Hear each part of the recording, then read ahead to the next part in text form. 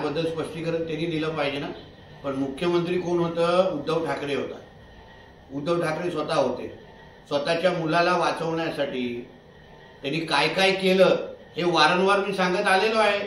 CCTV कॅमेरे कसे गायब केले, मस्टरचे पानं कशी फाडली, वॉचमॅनला कसं गायब केलं, डिलिव्हरी झोमॅटोचा डिलिव्हरी बॉय मग कुठे गेला, तर ओन राहायचं आता काय, हे सगळे विषय मी पहिल्या दिवसापासून बोलत आलेलो।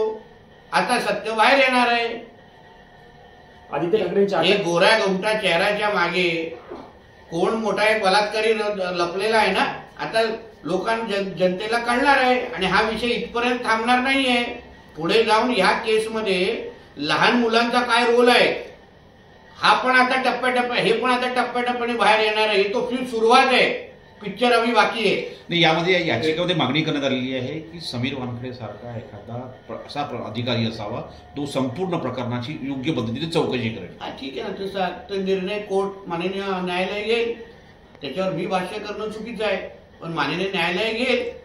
या याचिकेत अजून एक उल्लेख करण्यात आलेला आहे की नितेश राणेंना, नारायण राणेंना अटक करण्यात आली, काही पत्रकारांना अटक करण्यात आली आणि त्या सगळ्यामध्ये त्या अटेम्प्टमुळे हे सगळे अटेम्प्ट हे आदित्य ठाकरेंना वाचवण्याचे प्रयत्न होते असं खुद्द दिशा सालियन यांच्या वडिलांच्या पिटिशनमध्ये। सत्यमेव जयते, तुम्ही खोटं जास्त वेळ लपवू शकत नाही। स्वतःचे वडील मुख्यमंत्री होते म्हणून तुम्ही राज्यभर फिरून बलात्कार करत बसाल, महिलांवर अत्याचार करत बसाल। तुम्ही कुठल्या तोंडाने तुम्ही या सगळ्या गोष्टी करताय? थोबाड उघडता दुसऱ्यांवर आरोप करताय। तात्काळ आदित्य ठाकरेंनी राजीनामा दिला पाहिजे। हा फार गंभीर आरोप आहे। एका लोकप्रतिनिधीवर अगर अशा पद्धतीचा आरोप होत असेल तर तरी तात्काळ त्याच्या आमदारकीचा राजीनामा दिला पाहिजे आणि चौकशीच्या समोर गेला पाहिजे। तू अगर काही केलं नसेल तर चौकशीची समोर जा, चौकशी होऊन दे आणि मग लोकांना कळून दे ना, दूध का दूध पाणी का पाणी। पण सर, तुमच्या सरकारमध्ये काही मंत्र्यांवरती आरोप होतात, ते तर साधं उत्तरही द्यायला तयार नाही। शेवटी मुख्यमंत्र्यांना त्यांना राजीनामा द्यायला सांगायला लागतं। मणिकराव कोकाटेवरती आरोप आहे, ते राजीनामा द्यायला तयार नाही। हे सगळे प्रकरण झाकण्यासाठी हे काढण्यात आलंय का? परत तुम्हाला सांगतो, मुळामध्ये कोकाटेंच्या बद्दल निर्णय न्यायालयाने घेतलेला आहे म्हणून मला माणिकराव कोकाटेंवर बोलून उगाच तुम्ही माझं तोंड उघडू नका। तुम्ही न्यायालयाचा निर्णय वाचा, तुम्ही ज्येष्ठ पत्रकार आहात हा।